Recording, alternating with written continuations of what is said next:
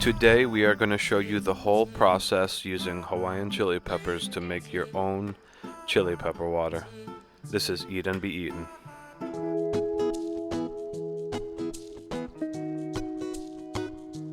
On our channel, we are on a journey to discover everything we can about the food and food culture of Hawaii. Check out our videos on kalua pig, poke, and more.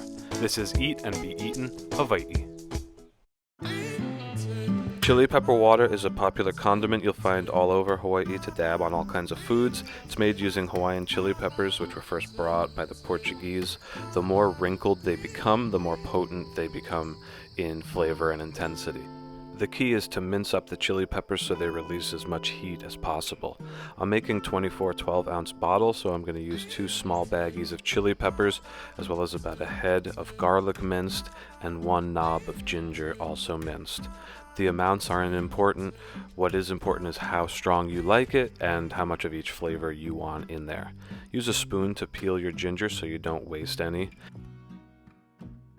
Also going to finish off with some chilies that I don't mince up but just slice down the middle.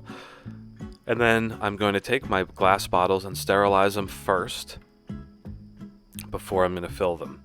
Now the ratio for making the chili pepper water is 4 parts of water to 1 part vinegar. I'm using apple cider vinegar, which is a little stronger, gives a bit of sweetness as well. So, but doesn't matter how much you make as long as you've got 4 parts of water to 1 part vinegar, and then add your chilies. And if you're going to use ginger, garlic, add those as well. Give it a stir and bring it up to a simmer, and you're just going to simmer it for about 5-10 minutes, and then it's done. Also add salt or shoyu, of course, for the flavoring. And taste it as you go to make sure that you've got the salt right.